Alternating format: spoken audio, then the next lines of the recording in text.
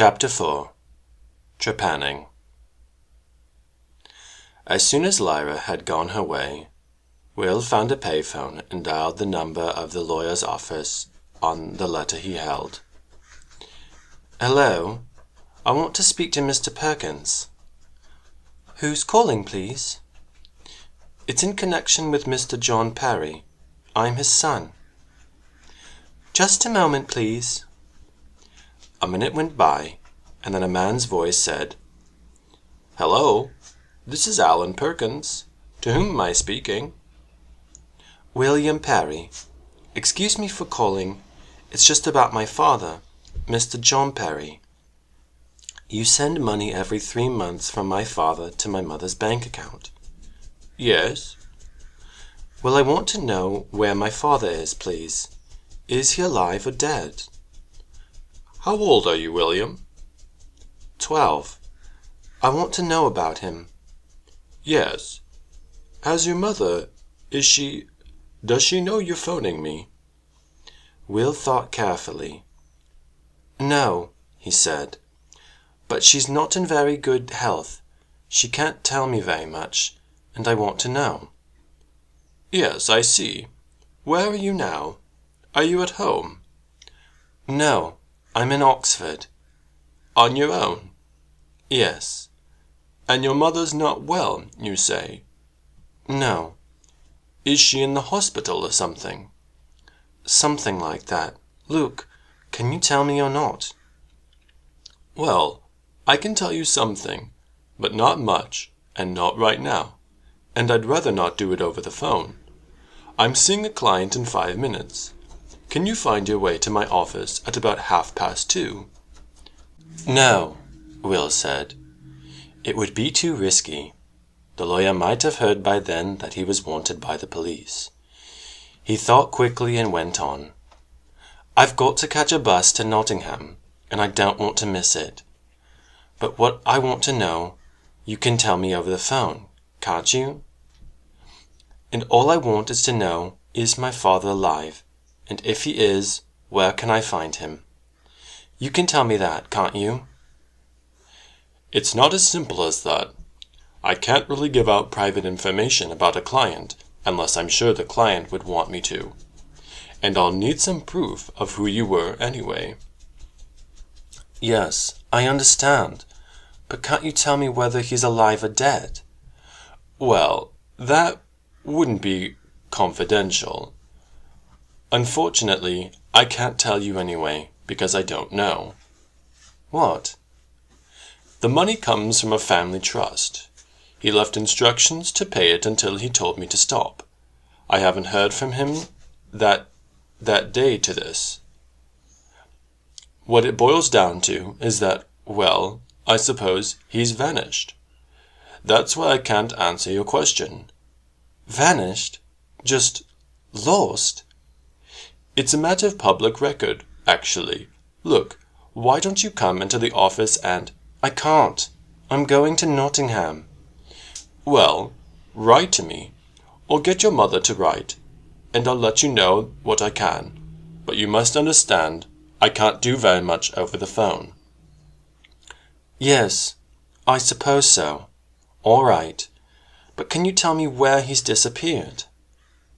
"As I say, it's a matter of public record. There were several newspaper stories at the time.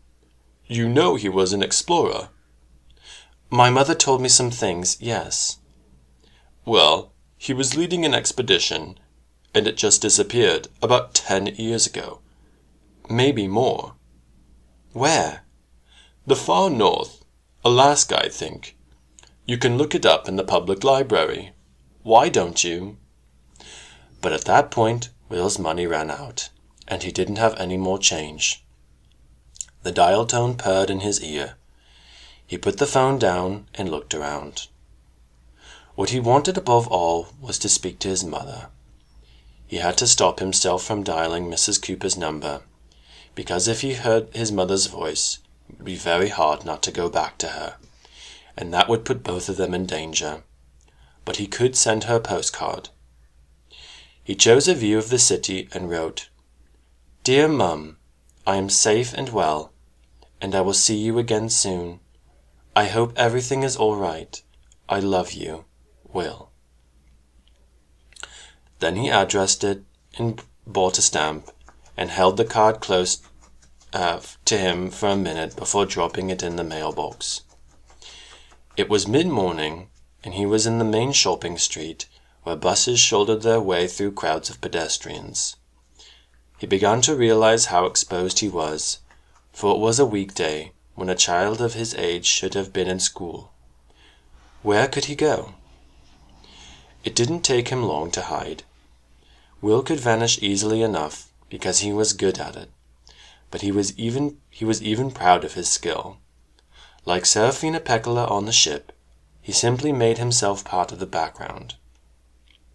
So now, knowing the sort of world he lived in, he went to a stationery shop and bought a ballpoint, a pad of paper, and a clipboard. Schools often sent groups of pupils off to do a shopping survey, or something of the sort, and if he seemed to be on a project like that, he wouldn't look as if he was on a loose end. Then he wandered along, pretending to be making notes, and kept his eyes open for the public library. Meanwhile, Lyra was looking for somewhere quiet to consult the alethiometer.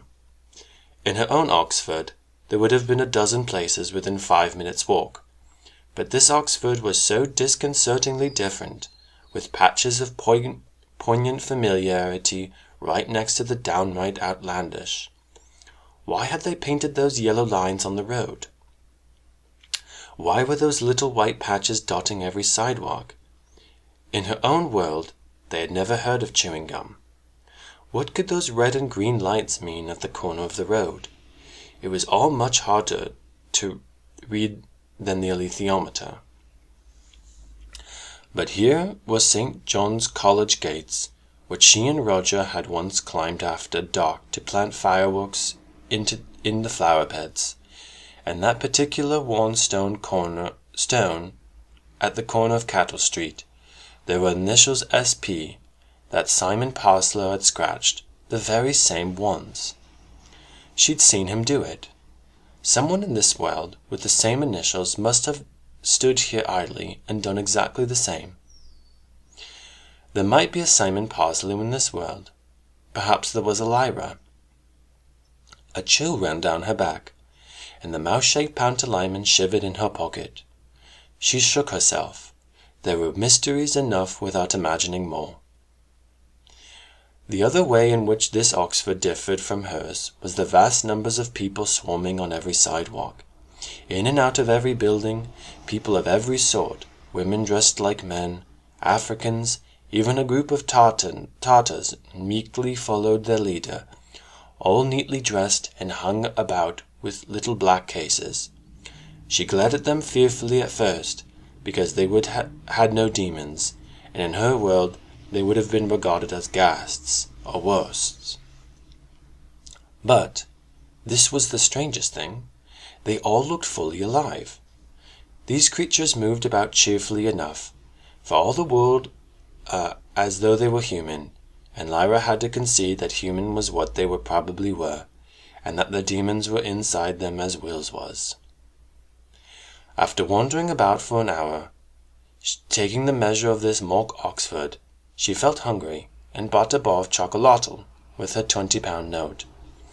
The shopkeeper looked at her oddly, but he was from the Indies, and she didn't understand her accent, perhaps, although she asked very clearly. With the change, she bought an apple from the covered market, which was much more like the proper Oxford, and walked up toward the park. There she found herself outside a grand building, a real Oxford-looking building that didn't exist in her world at all, though it wouldn't have looked out of place. She sat on the grass outside to eat, and regarded the building approvingly. She discovered that it was a museum. The doors were open, and inside she found stuffed animals and fossil skeletons and cases of minerals, just like the Royal Geological Museum she'd visited with Mrs. Coulter in her London. At the back of the great iron and glass hall was the entrance to another part of the museum, and because it was nearly deserted, she went through and looked around. The alethiometer was still the most urgent thing on her mind, but in this second chamber she found herself surrounded by things she knew well. There were showcases filled with Arctic clothing just like her own furs, with sledges and walrus ivory carvings, and seal hunting harpoons, with 1,001 jumbled trophies, and relics, and objects of magic, and tools and weapons, and not only from the Arctic, as she saw, but from every part of the world. Well, how strange! Those caribou skin furs were exactly the same as hers, but they tied the traces on that sledge completely wrong. And here was a photogram showing some Samoyed hunters, the very doubles of the ones who'd caught Lyra and sold her to Bavanger. Look, they were the same men, and even that rope had frayed and been reknotted in precisely the same spot, and she knew it intimately, having been tied up in that very sledge for several agonizing hours. What were these mysteries? Was there only one world after all, which spent its time dreaming of others? And then she came across something that made her think of the alethiometer again. In an old glass case, with a black-painted wooden frame, there were a number of human skulls, and some of them had holes in them, some of them at the front, some on the side, some on the top. The one in the center had two. This process, it said in spidery writing on the card, was called trepanning. The card also said that the holes had been made during the owner's lifetimes, because the bone had healed and grown smooth around the edge. One, however, hadn't. The hole had been made by a bronze arrowhead, which was still in it, and its edges were sharp and broken, so you could tell it was different. This was just what the northern Tartars did, and what Stanislaus Grohmann had done to himself, according to the Jordan scholars who'd known him. Lyra looked around quickly, saw no one nearby, and took out the alethiometer.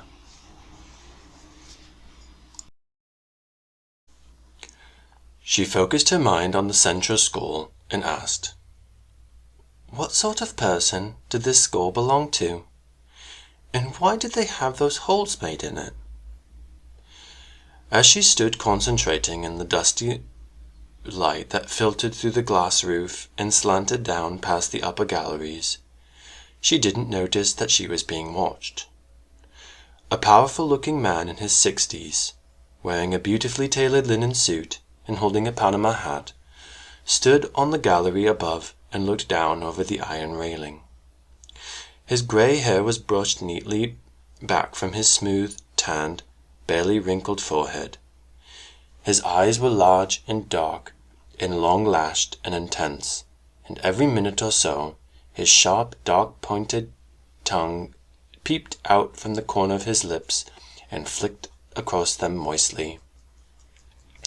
The snowy handkerchief in his breast pocket was scented with some heavy cologne, like those hothouse plants so rich you can smell the decay at their roots.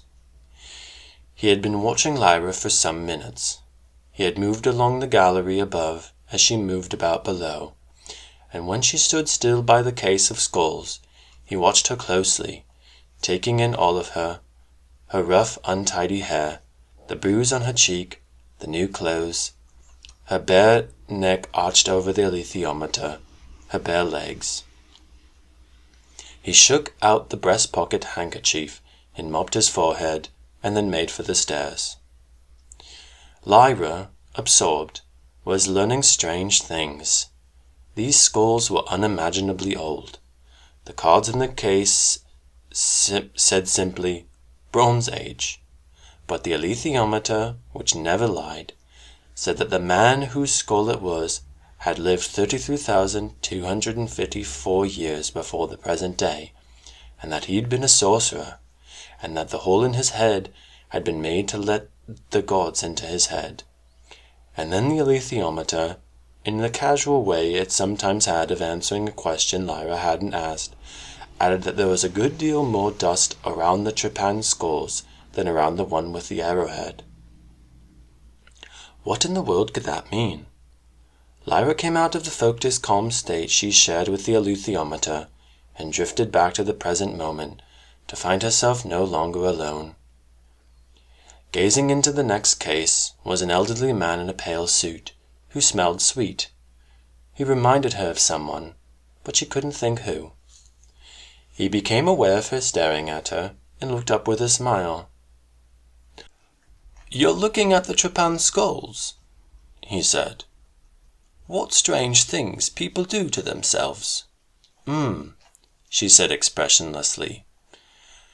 "Do you know, people still do that?" "Yeah," she said. "Hippies, you know, people like that. Actually, you're far too young to remember hippies. They say it's more effective than taking drugs." Lyra had put the alethiometer in her rucksack, and was wondering how she could get away. She still hadn't asked it the main question, and now this old man was having a conversation with her. He seemed nice enough, and certainly smelled nice. He was closer now. His hand brushed hers as he leaned across the case. "Makes you wonder, doesn't it? No anesthetic, no disinfectant. Probably done with stone tools. They must have been tough, mustn't they? I don't think I've seen you here before. I come here quite a lot. What's your name?" "Lizzie," she said comfortably. "Lizzie. Hello, Lizzie. I'm Charles. Do you go to school in Oxford?" She wasn't sure how to answer. "No," she said. "Just visiting. Well, you've chosen a wonderful place to look at. What are you specially interested in?" She was more puzzled by this man than by anyone she'd met for a long time. On the one hand he was very kind and friendly, and very clean and smartly dressed, but on the other hand Pantalaimon, inside her pocket, was plucking at her attention and begging her to be careful, because he was half remembering something too, and from somewhere she sensed, not a smell, but the idea of a smell, and it was the smell of dung, of putrefaction. She was reminded of Euphor Raknison's palace, where the air was perfumed but the floor was thick with filth. "What am I interested in?" she said. "Oh, all sorts of things, really. Those schools I got interested in just now, when I saw them there. I shouldn't think anyone would want that done. It's horrible." "No, I wouldn't enjoy it myself, but I promise you it does happen. I could take you to meet someone who's done it," he said, looking so friendly and helpful that she was very nearly tempted. But then out came that little dark tongue point, and as quick as a snake's flick moistened, and she shook her head. "I've got to go," she said. "Thank you for offering, but I'd better not. Anyway, I got to go now because I'm meeting someone. My friend," she added, "who I'm staying with." "Yes, of course," he said kindly. "Well, it was nice talking to you. Bye-bye, Lizzie." "Bye," she said. "Oh, just in case, here's my name and address," he said, handing her a card. "Just in case you want to know more about things like this." "Thank you," she said blandly, and put it in the little pocket in the back of her rucksack before leaving. She felt he was watching her all the way out. Once she was outside the museum, she turned into the park, which she knew as a field for cricket and other sports, and found a quiet spot under some trees, and tried the alethiometer again. This time she asked where she could find a scholar who knew about dust. The answer she got was simple. It directed her to a certain room in a tall square building behind her. In fact, the answer was so straightforward, and it came so abruptly, that Lyra was sure the alethiometer had more to say. She was beginning to sense now that it had moods like a person, and to know when it wanted to tell her more. And it did now. What it said was, "You must concern yourself with the boy. Your task is to help him find his father. Put your mind to that." She blinked. She was genuinely startled. Will had appeared out of nowhere in order to help her. Surely that was obvious. The idea that she had come all this way in order to help him took her breath away. But the alethiometer still hadn't finished. The needle twitched again, and she read, "Do not lie to the scholar." She folded the velvet around the alethiometer and thrust it into the rucksack, out of sight. Then she stood and looked around for the building where her scholar would be found, and set off toward it, feeling awkward and defiant. Will found the library easily enough, where the reference librarian was perfectly prepared to believe that he was doing some research for a school geography project, and helped him find the bound copies of the Times Index for the year of his birth, which was when his father had disappeared. Will sat down to look through them. Sure enough, there were several references to a John Parry, in connection with an archaeological expedition. Each month, he found, was on a separate roll of microfilm. He threaded each in turn into the projector, scrolled through to find the stories, and read them with fierce attention. The first story told of the departure of an expedition to the north of Alaska. The expedition was sponsored by the Institute of Archaeology at Oxford University, and it was going to survey an area in which they hoped to find evidence of early human settlements. It was accompanied by John Parry, late of the Royal Marines, a professional explorer. The second story was dated 6 weeks later. It said briefly that the expedition had reached the North American Arctic Survey stationed at Noatak in Alaska. The third was dated 2 months after that. It said that there had been no reply to signals from the survey station, and that John Parry and his companions were presumed missing. There was a brief series of articles following that one, describing the parties that had set out fruitlessly to look for them, the search flights over the Bering Sea, the reaction of the Institute of Archaeology, interviews with relatives. His heart thudded, because there was a picture of his own mother, holding a baby. Him. The reporter had written a standard tearful wife waiting in anguish for news story, which Will found disappointingly short of actual facts. There was a brief paragraph saying that John Parry had had a successful career in the Royal Marines, and had left to specialize in organizing geographical and scientific expeditions, and that was all. There was no other mention in the index, and Will got up from the microfilm reader baffled. There must be some more information somewhere else, but where could he go next? And if he took too long searching for it, he'd be traced. He handed back the rolls of microfilm and asked for the librarian. Do you know the address of the Institute of Archaeology, please?" "I could find out. What school are you from?" "St. Peter's," said Will. "That's not Oxford, is it?" "No, it's Hampshire. My class is doing a sort of residential field trip, kind of environmental study research skills." "Oh, I see. What was it you wanted? Archaeology. Here we are." Will copied down the address and phone number, and since it was safe to admit he didn't know Oxford, asked where to find it. It wasn't far away. He thanked the librarian and set off. Inside the building, Lyra found a wide desk at the foot of the stairs, with a porter behind it. "Where are you going?" he said. This was like home again. She felt Pan in her pocket, enjoying it. "I've got a message for someone on the second floor," she said. "Who?" "Dr. Lister," she said. "Dr. Lister's on the third floor.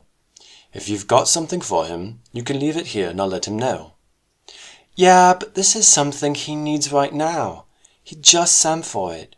It's not a thing, actually. It's something I need to tell him." He looked at her carefully, but he was no match for the bland and vacuous docility Lyra could command when she wanted to, and finally he nodded and went back to his newspaper. The alethiometer didn't tell Lyra people's names, of course. She had read the name Dr. Lister off a pigeonhole on the wall behind him, because if you pretend you know someone, they're more likely to let you in.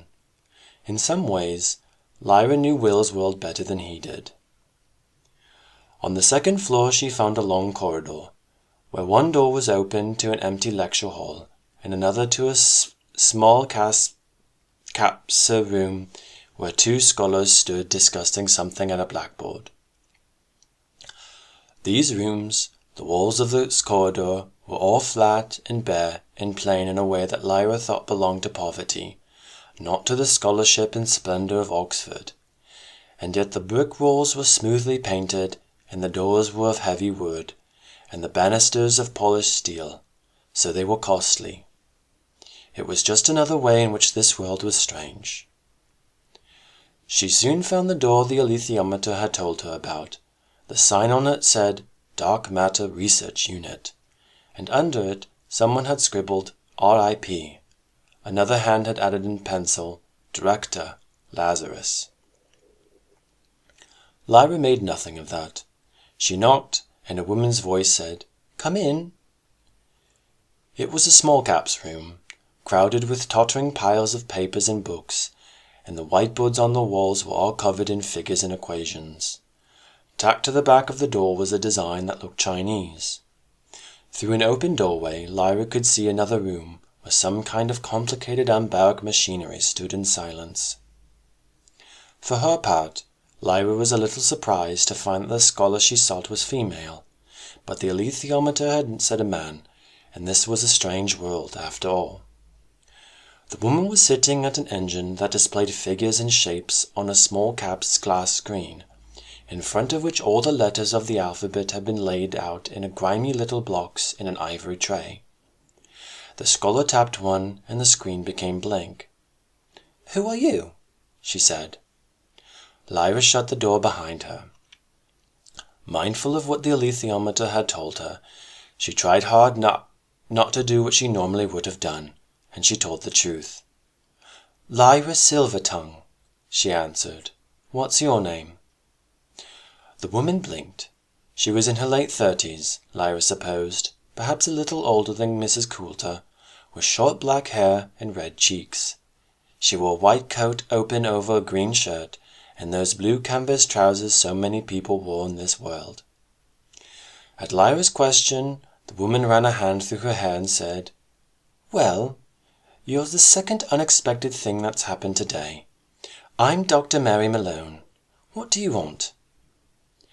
"I want you to tell me about dust," said Lyra, having looked around to make sure they were alone. "I know you know about it. I can prove it. You got to tell me." "Dust? What are you talking about?" "You might not call it that. It's elementary particles. In my world the scholars call it Rusakov particles, but normally they call it dust. They don't show up easily, but they come out of space and fix on people. Not children so much, though. Mostly on grown-ups. And something I only found out today. I was in that museum down the road, and there were some old skulls with holes in their heads like the Tartars make, and there was a lot more dust around them than this other one that hadn't got that sort of hole in. When's the Bronze Age?"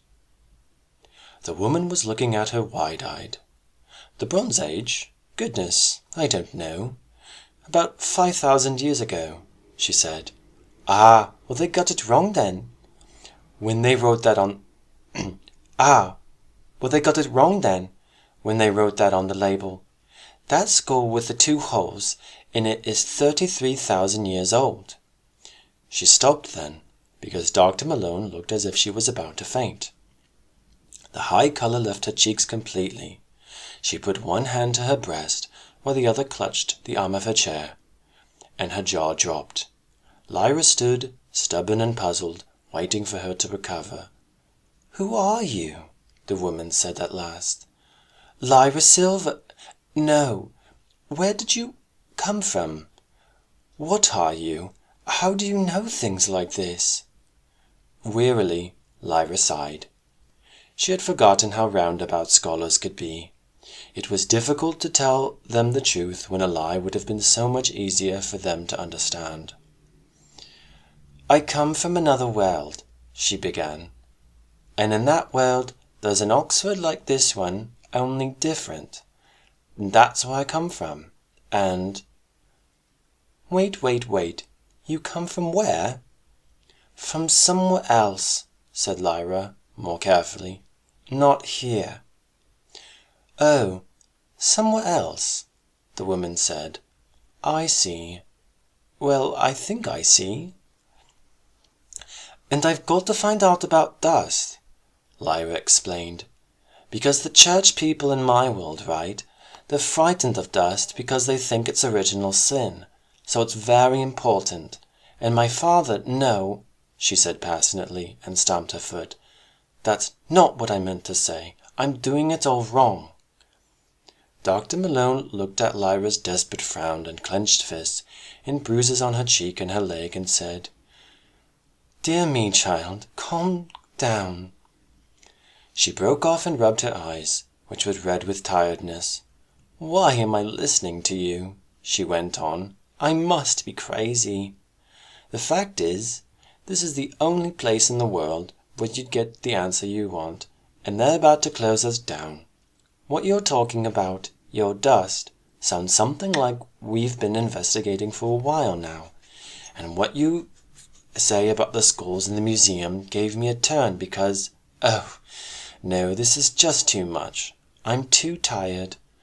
I want to listen to you, believe me, but not now, please. Did I say they were going to close us down? I've got a week to put together a proposal to the funding committee, but we haven't got a hope in hell." She yawned widely. "What was the first unexpected thing that happened today?" Lyra said. "Oh, yes. Someone I'd been relying on to back our funding application withdrew his support. I don't suppose it was that unexpected, anyway." She yawned again. "I'm going to make some coffee," she said. "If I don't, I'll fall asleep. You'll have some too?" She filled an electric kettle, and while she spooned instant coffee into 2 mugs, Lyra stared at the Chinese pattern on the back of the door. "What's that?" she said. "It's Chinese, the symbols of the I Ching. Do you know what that is? Do they have that in your world?" Lyra looked at her narrow-eyed, in case she was being sarcastic. She said, "There are some things that are the same, and some that are different. That's all. I don't know everything about my world. Maybe they've got this Ching thing there too." "I'm sorry," said Dr. Malone. "Yes, maybe they have." "What's dark matter?" said Lyra. "That's what it says on the sign, isn't it?" Dr. Malone sat down again, and hooked another chair out for her with her ankle for Lyra. She said, "Dark matter is what my research team is looking for. No one knows what it is. There's more stuff out there in the universe than we can see. That's the point. We can see the stars and the galaxies and the things that shine, but for all of it to hang together, not fly apart, there needs to be a lot more of it to make gravity work, you see. But no one can detect it. So there are lots of different research projects trying to find out what it is, and this is one of them." Lyra was all focused attention. At last the woman was talking seriously. "And what do you think it is?" she asked. "Well, what we think it is—" As she began, the kettle boiled, so she got up and made the coffee as she continued. "We think it's some kind of elementary particle, something quite different from anything discovered so far. But the particles are very hard to detect. Where do you go to school? Do you study physics?" Lyra felt Pantalaimon nip her hand, warning her not to get cross. It was all very well, the alethiometer telling her to be truthful, but she knew what would happen if she told the whole truth. She had to tread carefully and avoid direct lies. "Yes," she said, "I know a little bit, but not about dark matter." "Well, We're trying to detect this almost undetectable thing among the noise of all the other particles crashing about. Normally, they put detectors very deep underground, but what we've done instead is to set up an electromagnetic field around the detector that shuts out things we don't want and lets through the ones we do. Then we amplify the signal and put it through a computer. She handed across a mug of coffee. There was no milk and no sugar, but she did find a couple of ginger biscuits in a drawer, and Lyra took one hungrily. "And we found a particle that fits," Dr. Malone went on. "We think it fits. But it's so strange. Why am I telling you this? I shouldn't. It's not published. It's not refereed. It's not even written down. I'm a little crazy this afternoon." "Well," she went on, and she yawned for so long that Lyra thought she'd never stop. "Our particles are strange little devils. Make no mistake. We call them shadow particles. Shadows. You know what nearly knocked me off my chair just now? When you mentioned the skulls in the museum, because one of our team, you see, is a bit of an amateur archaeologist, and what he discovered something one day that we couldn't believe. But we couldn't ignore it, because it fitted in with the craziest thing about all these shadows. You know what? They're conscious. That's right. Shadows are particles of consciousness. You ever heard of anything so stupid? No wonder we can't get our grant renewed." She sipped her coffee. Lyra was drinking in every word like a thirsty flower. "Yes," Dr. Malone went on. "They know we're here. They answer back. And here goes the crazy part. You can't see them unless you expect to. Unless you put your mind in a certain state. You have to be confident and relaxed at the same time. You have to be capable. Where's that quotation?" She reached into a muddle of papers on her desk and found a scrap on which someone had written with green pen. She read, "Capable of being in uncertainties, mysteries, doubts, without any irritable reaching after fact and reason. You have to get into that state of mind. That's from the poet Keats, by the way. I found it the other day. So you have to get yourself in the right state of mind, and then you look at the cave." "The cave?" said Lyra. "Oh, sorry. The computer. We call it the cave. Shadows on the walls of the cave, you see, from Plato. That's our archaeologist again. He's an all-round intellectual, but he's gone off to Geneva for a job interview, and I don't suppose for a moment he'll be back. Where was I?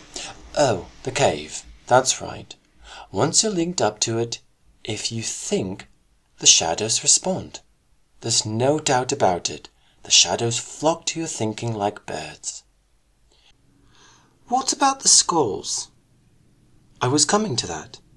Oliver Payne, my colleague, was fooling about one day testing things with the cave, and it was so odd. It didn't make any sense in a way a physicist would expect. He got a piece of ivory, just a lump, and there were no shadows with that. It didn't react. But a carved ivory chess piece did. A big splinter of wood off a plank didn't, but a wooden ruler did. And a carved wooden statuette had more. I'm talking about elementary particles here, for goodness sake. Little minute lumps of scarcely anything. They knew what these objects were. Anything that was associated with human workmanship and human thought was surrounded by shadows. And then Oliver Payne, Dr. Payne, got some fossil skulls from a friend at the museum and tested them to see how far back in time the effect went. There was a cut-off point about 40,000 years ago. Before that, no shadows. After that, apparently, modern human beings first appeared. I mean, you don't know, our remote ancestors, but people no different from us, really." "It's dust," said Lyra authoritatively. "That's what it is." But, you see, you can't say this sort of thing in a funding application if you want to be taken seriously. It does not make sense. It cannot exist. It's impossible. And if it isn't impossible, it's irrelevant. And if it isn't either one of those things, it's embarrassing. I want to see the cave, said Lyra. She stood up. Dr. Malone was running her hands through her hair and blinking hard to keep her tired eyes clear. Well, I can't see why not, she said. We might not have a cave tomorrow. Come along, though. Come along through.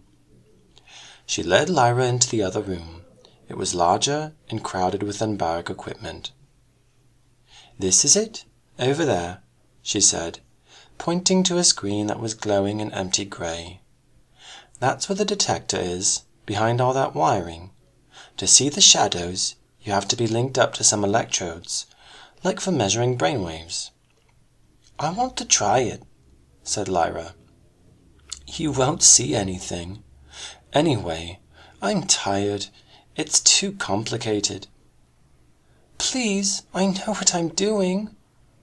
Do you now? I wish I did. No, for heaven's sake. This is an expensive, difficult scientific experiment. You can't come charging in here and expect to have a go as if it were a pinball machine. Where do you come from anyway? Shouldn't you be at school? How did you find your way in here? And she rubbed her eyes again, as if she was only just waking up. Lyra was trembling. Tell the truth, she thought. I found my way in here with this, she said, and took out the alethiometer. What in the world is that? A compass? Lyra let her take it. Dr. Malone's eyes widened as she felt the weight. Dear Lord, it's made of gold. Where on earth? I think it does what your cave does. That's what I want to find out. If I can answer the question truly, said Lyra desperately, something you know the answer to and I don't, can I try your cave then? What, are we into fortune-telling now? What is this thing? Please, just ask me a question. Dr. Malone shrugged. Oh, all right, she said. Tell me what I was doing before I took up this business. Eagerly, Lyra took the alethiometer from her and turned the winding wheels. She could feel her mind reaching for the right pictures even before the hands were pointing at them, and she sensed the longer needle twitching to respond. As it began to swing around the dial, her eyes followed it, watching, calculating, seeing down the long chains of meaning to the level where the truth lay. Then she blinked and sighed and came out of a temporary trance. You used to be a nun, she said. I wouldn't have guessed that. Nuns are supposed to stay in their convents forever.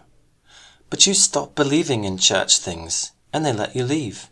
This ain't like my world at all. Not a bit. Dr. Malone sat down in a chair by the computer staring. Lyra said, That's true, ain't it? Yes, and you found that out from my alethiometer. It works by dust, I think. I came all this way to find out more about dust, and it told me to come to you. So I reckon that your dark matter must be the same thing. Now can I try your cave? Dr. Malone shook her head, but not to say no, just out of helplessness. She spread her hands. Very well, she said. I think I'm dreaming. We might as well carry on. She swung around in her chair and pressed several switches, bringing an electrical hum and the sound of a computer's cooling fan into the air, and at the sound of them Lyra gave a little muffled gasp. It was because the sound in that room was the same sound she'd heard in that dreadful glittering chamber at Bolvangar, where the silver guillotine had nearly parted her and Pantalaimon. She felt him quiver in her pocket, and she gently squeezed him for reassurance. But Dr. Malone hadn't noticed. She was too busy adjusting switches and tapping the letters in another of those ivory trays. As she did, the screen changed color, and some small caps, letters, and figures appeared on it. "Now you sit down," she said, and pulled out the chair for Lyra. Then she opened a jar and said, "I need to put some gel on your skin to help the electrical contact. It washes off easily.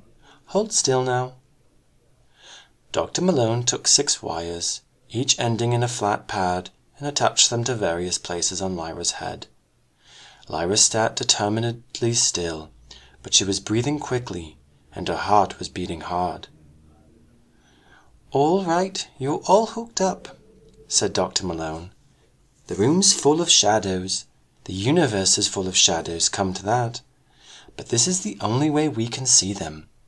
When you make your mind empty and look at the screen, off you go." Lyra looked. The glass was dark and blank.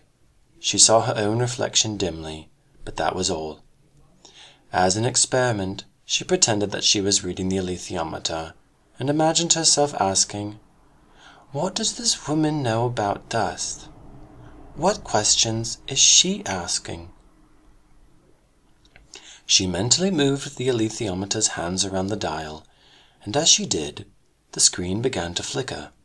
Astonished, she came out of her concentration, and the flicker died. She didn't notice the ripple of excitement that made Dr. Malone sit up. She frowned and sat forward and began to concentrate again. This time the response came instantaneously. A stream of dancing lights, for all the world like the shimmering curtains of the aurora, blazed across the screen. They took up patterns that were held for a moment, only to break apart and form again in different shapes or different colors. They whooped and swayed, they sprayed apart, they burst into showers of radiance that suddenly swerved this way or that like a flock of birds changing direction in the sky. As Lyra watched, she felt the same sense, as of trembling on the brink of understanding, that she remembered from the time when she was beginning to read the alethiometer. She asked another question. "Is this dust? Is this the same thing making these patterns and moving the needle of a alethiometer?" The answer came in more loops and swirls of light. She guessed it meant yes. Then another thought occurred to her, and she turned to speak to Dr. Malone, and saw her open-mouthed, hand to her head. "What?" she said. The screen faded. Dr. Malone blinked. "What is it?" Lyra said again. "Oh, you've just put on the best display I've ever seen, that's all," said Dr. Malone. "What were you doing? What were you thinking?" "I was thinking I could get it clearer than this," said Lyra. "Clearer? That's the clearest it's ever been." "But what does it mean? Can you read it?" "Well," said Dr. Malone, "you don't read it in the sense of reading a message. It doesn't work like that. What's happening is that the shadows are responding to the attention that you pay them. That's revolutionary enough. It's our consciousness that they respond to, you see." "No," Lyra explained. "What I mean is, those colors and shapes up there, they could do other things. They could do other things, those shadows. They could make any shapes you wanted. They could make pictures if you wanted them to. Look." And she turned back and focused her mind again. But this time she pretended to herself that the screen was the alethiometer, with all 36 symbols laid out around the edge. She knew them so well now that her fingers automatically twisted into her lap as she moved the imaginary hands to point at the candle for understanding, the alpha and omega for language, and the ant for diligence, and framed the question, what would these people have to do in order to understand the language of the shadows? The screen responded as quickly as thought itself, and out of the welter of lines and flashes, a series of pictures formed with perfect clarity. compasses, Alpha and Omega again, lightning, angel. Each picture flashed up a different number of times, and then came a different three: camel, garden, moon. Lyra saw their meanings clearly, and unfocused her mind to explain.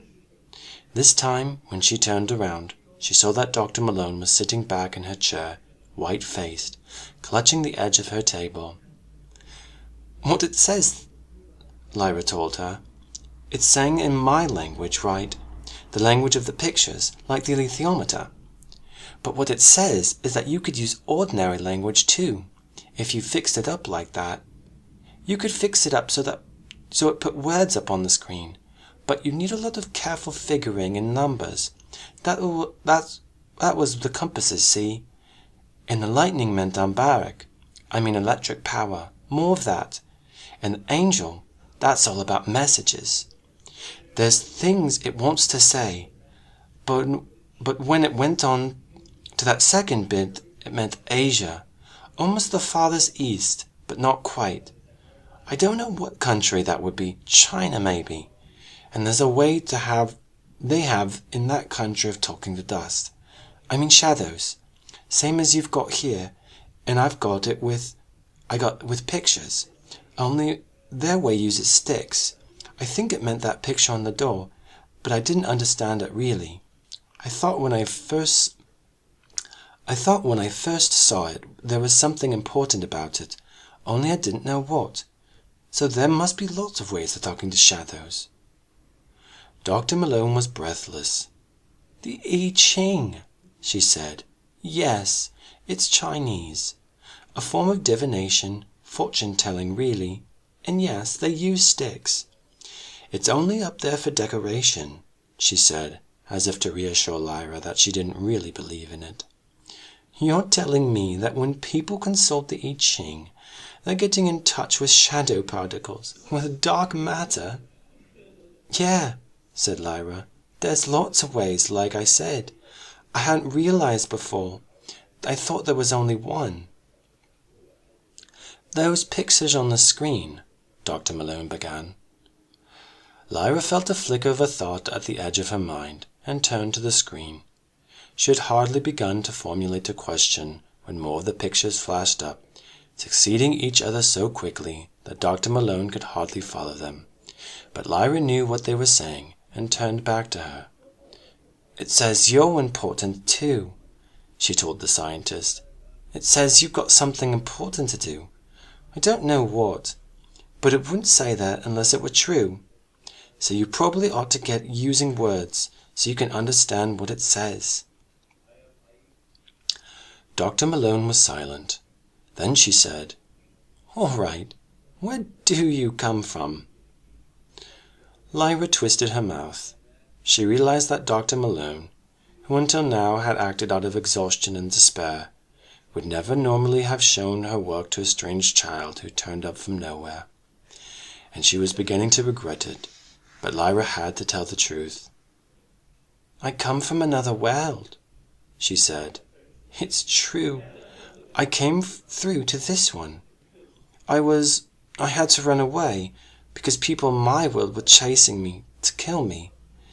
And the alethiometer comes from the same place.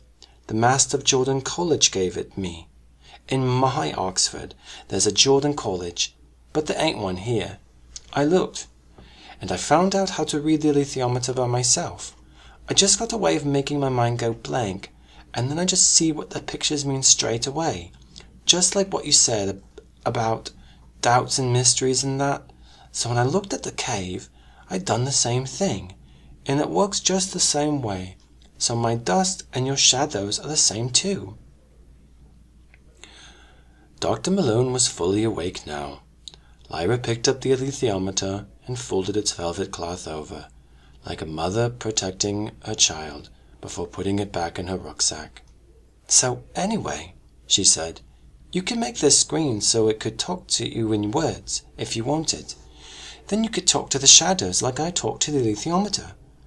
What I want to know is, why do the people in my world hate it? Dust, shadows, dark matter. They want to destroy it. They think it's evil, but I think what they do is evil. I've seen them do it. So what is it, shadows? Is it good or evil or what?" Dr. Malone rubbed her face and turned her cheeks red again. "Everything about this is embarrassing," she said. "Do you know how embarrassing it is to mention good and evil in a scientific laboratory? Have you any idea? One of the reasons I became a scientist was to not have to think about that kind of thing." "You've got to think about it," said Lyra severely. "You can't investigate shadows, dust, whatever this is, without thinking about that kind of thing, good and evil and such. And it said you got to, remember? You can't refuse. When are they going to close this place down?" "The funding committee decides at the end of the week. Why?" "'Cause you've got to do it tonight then," said Lyra. "You could fix this engine thing to put words on the screen instead of pictures like I made. You could do that easy. Then you could show 'em, and they'd have to give you money to carry on. And you could find all out about dust and shadows and tell me. You see," she went on a little haughtily, like a duchess describing an unsatisfactory housemaid, "the alethiometer won't exactly tell me what I need to know, but you could find out for me. Else I could probably do that Ching thing with the sticks. But pictures are easier to work with. I think so, anyway. I'm going to take this off now," she added, and pulled at the electrodes on her head.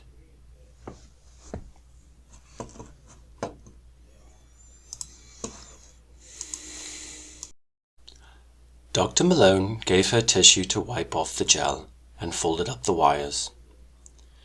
"So you're going," she said. "When you've given me a strange hour, that's no mistake." "Are you going to make it do words?" Lyra said, gathering up her rucksack. "It's about as much use as completing the funding application, I dare say," said Dr. Malone. "No, listen. I want you to come back tomorrow. Can you do that? About the same time? I want you to show someone else." Lyra narrowed her eyes. Was this a trap? "Well, all right," she said. "But remember, there's things I need to know." "Yes, of course. You will come?" "Yes," said Lyra. "If I say I will, I will.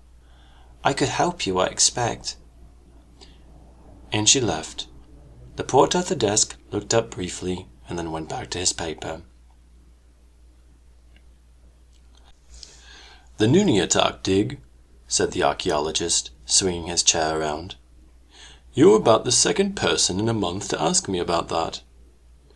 "Who was the other one?" said Will, on his guard at once. "I think he was a journalist. I'm not sure." "Why did he want to know about it?" he said. "In connection with one of the men who disappeared on that trip. It was the height of the Cold War when the expedition vanished. Star Wars. You're probably too young to remember that. The Americans and the Russians were building enormous radar installations all across the Arctic. Anyway, what can I do for you?" "Well," said Will, trying to keep calm, "I was just trying to find out about that expedition, really, for a school project about prehistoric people. And I read about this expedition that disappeared, and I got curious." "Well, you're not the only one, as you see. There was a big to-do about it at the time. I looked it up all for that journalist. It was a preliminary survey, not a proper dig. You can't do a dig till you know whether or not it's worth spending time on it. So this group went out at a number of sites and made a report. Half a dozen blokes all together. Sometimes, on an expedition like this, you combine forces with people from another discipline, you know, geologists or whatever, to split the cost. They look at their stuff and we look at ours. In this case, there was a physicist on the team. I think he was looking at high-level atmospheric particles. The aurora, you know, the northern lights. He had balloons with radio transmitters, apparently. And there was another man with them, an ex-marine, a sort of professional explorer. They were going up into some fairly wild territory, and polar bears are always a danger in the Arctic. Archaeologists can deal with some things, but we're not trained to shoot, and someone who can do that and navigate and make camp and do all sort of survival stuff is very useful. But then they all vanished. They kept in radio contact with the local survey station, but one day the signal didn't come, and nothing more was heard. There'd been a blizzard, but that was nothing unusual. The search expedition found their last camp more or less intact, though the bears had eaten their stores, but there was no sign of the people whatsoever. And that's all I can tell you, I'm afraid. Yes, said Will. Thank you.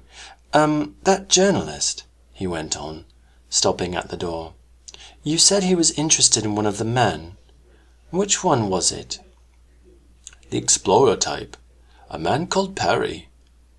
What did he look like? The journalist, I mean. What do you want to know that for? Because. Will couldn't think of a plausible reason. He shouldn't have asked. No reason, I just wondered. As far as I can remember, he was a big blond man, very pale hair. Right, thanks, Will said, and turned to go. The man watched him leave the room, saying nothing, frowning a little. Will saw him reach for the phone and left the building quickly. He found he was shaking. The journalist, so called, was one of the men who'd come to his house, a tall man with such fair hair that he seemed to have no eyebrows or eyelashes. He wasn't the one Will had knocked down the stairs. He was the one who'd appeared at the door of the living room as Will ran down and jumped over the body. But he wasn't a journalist. There was a large museum nearby. Will went in, holding his clipboard as if he were working, and sat down in a gallery hung with paintings. He was trembling hard and feeling sick, because pressing at him was the knowledge that he'd killed someone, and that he was a murderer. He'd kept it at bay till now, but it was closing in. He'd taken away the man's life. He sat still for half an hour, and it was one of the worst half hours he'd ever spent.